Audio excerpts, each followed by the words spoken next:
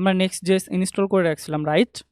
আমরা next.js এর যে নতুন 13 যে next.js এসেছে এটাতে কিছু কিন্তু ফাইল স্ট্রাকচারেরও চেঞ্জ হয়েছে, নতুন কিছু ফাইল অ্যাড হয়েছে, নতুন কিছু কনফিগারেশন অ্যাড হয়েছে, সেই বিষয়গুলো দেখব।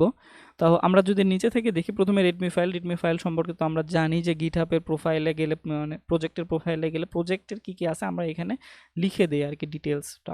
এবং প্যাকেজ ডট জেসনে সব ধরনের প্যাকেজ আছে, কোন কোন প্যাকেজ ইনস্টল করা লাগবে সেই প্যাকেজ আছে, বা কোন কোন প্যাকেজ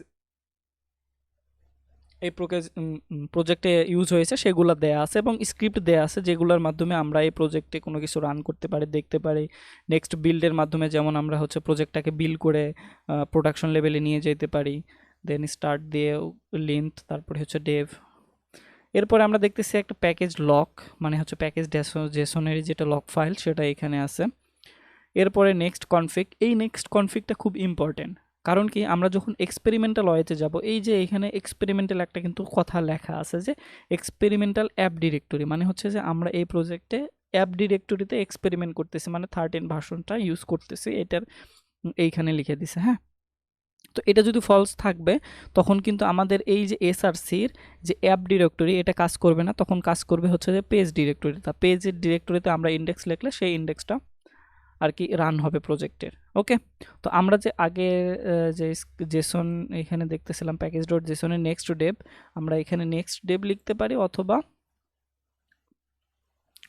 ইয়ার্ন ডেভ দিয়ে আমাদের প্রজেক্টটাকে রান করে নিতে পারি। হ্যাঁ, ইয়ার্ন ডেভ দিয়ে বা রান ডেভ দিয়ে যেটা দেই, নেক্সট ডেভ চলে আসবে, তাহলে কিন্তু আমরা প্রজেক্টটাকে রান করে নিতে পারবো। ইয়ার্ন, আচ্ছা ইয়ার্ন নাই, আমরা যদি npm নেক্সট ডেভ দেই তাহলে কিন্তু প্রজেক্টটা রান হবে। হ্যাঁ, কাজ করতেছে না। আচ্ছা, npm রান ডেভ, হ্যাঁ আমাদের ডেভেলপমেন্ট সার্ভারটা অন হয়ে গেছে, আমরা অ্যালাউ করতেছি। আমি নতুন একটা কম্পিউটারে আসছি, আগের কম্পিউটার নিয়ে কাজ করি নাই।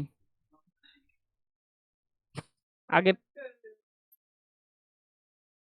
আগের কম্পিউটারে থেকে নতুন কম্পিউটারে কাজ করতেছি, তো এটা রান হয়ে গেল। এরপরে আমরা প্রজেক্টে দেখতে পাচ্ছি এখানে দুইটা ফাইল সোর্সের ভেতরে, অ্যাপ ডিরেক্টরি এবং পেজ ডিরেক্টরি। তো পেজ ডিরেক্টরিতে আগের হচ্ছে ভার্সনগুলোতে কাজ করতাম, এখন কাজ করবো হচ্ছে অ্যাপ ডিরেক্টরিতে, সেটাই কিন্তু এখানে কনফিগারে বলে দেওয়া হয়েছে, এই যে কনফিগারে নেক্সট কনফিগে বলে দেওয়া হয়েছে। এরপরে আরেকটা ফাইল আছে যে পাবলিক ফাইল।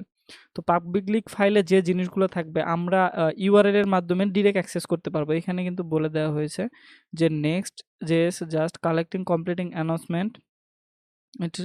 আচ্ছা, এরপরে কি বলছে, এটা কিন্তু এক্সপেরিমেন্টাল, এই যে ওয়ার্নিংটা দিয়ে দিছে এক্সপেরিমেন্টাল ফিচার আর কি, এটা এক্সপেরিমেন্টাল ফিচার রয়েছে, এই ফিচার কিন্তু প্রোডাকশন লেভেলে ইউজ করা যাবে না। আমরা যদি প্রজেক্টে যাই, এখান থেকে প্রজেক্টে রান করে নিলাম ক্রোম ব্রাউজারে। আচ্ছা, প্রজেক্টটা রান হোক, তারপরে আমরা দেখতেছি আর একটা ফাইল দেখতেছি নোড মডিউল। তো নোড মডিউলের ব্যাপারটা কি, নোড মডিউলের ব্যাপারটা হচ্ছে যে আমাদের প্রজেক্টে যা এই যে প্যাকেজ ডট জেসনে যা আছে, এই প্যাকেজ ডট জেসনের যে ডিপেন্ডেন্সেসগুলো আছে, এই ডিপেন্ডেন্সেসগুলোর জন্য যত রকমের মডিউল প্রয়োজন নেক্সটের, সেই মডিউলগুলো কিন্তু এই নোড মডিউলে আছে। সেই নোড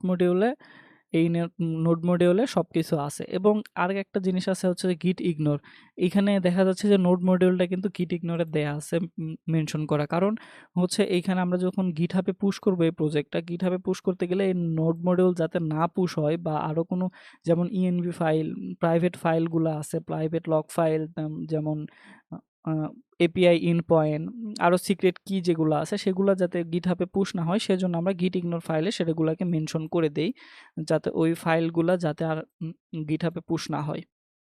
তো আমরা পরবর্তীতে যখন npm ইনস্টল দেব প্রজেক্টটাকে ক্লোন করার পরে, তখন নোড মডিউলটা কিন্তু অটোমেটিক্যালি তৈরি হবে। এবং নেক্সটের জন্য যে আমরা নেক্সটে এটাতে আমাদের কোনো কাজ নাই, এই যে ক্যাশ, দেন সার্ভার স্ট্যাটিক, এবং যত পেজ তৈরি হবে বিল্ড করার পরে সব কিন্তু আমরা এখান থেকে পেয়ে যাব। তাহলে আমাদের কাজটা মূলত হচ্ছে এখানে এসআরসিতে প্যাকেজ ডট জেসনে পাবলিকে তেমন কোনো কাজ নাই, শুধু আমরা কিছু চেঞ্জ করার জন্য পাবলিক ইউজ করতে পারি।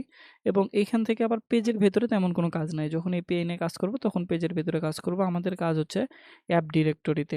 আর পাবলিকের ভেতরে যে ফাইলগুলো আছে এই ফাইলগুলো কিন্তু আমরা অ্যাক্সেস করতে পারবো বাইরে থেকে। এই যে প্রজেক্টটা আমাদের রান হয়ে গেছে, এখান থেকে আমরা যদি ওইখানে কি কি ফাইল আছে, এখানে ধরি আমরা ফাইল আছে নেক্সট এসভিজি, তো স্ল্যাশ নেক্সট ডট এসভিজি দিয়ে রান করি, তাহলে কিন্তু এই এসভিজি কিন্তু আমরা পেয়ে যাচ্ছি। এই এসভিজি কোনটা? এই এসভিজি কিন্তু এই যে এটা কিন্তু আমরা পেয়ে যাচ্ছি। এই এসভিজি ওইখানে পাবলিকে দেয়া আছে, এবং পাবলিক থেকে কিন্তু আমরা একদম দেখতে পাচ্ছি, ডিরেক্ট ইউআরএল এর মাধ্যমে অ্যাক্সেস করতে পারছি।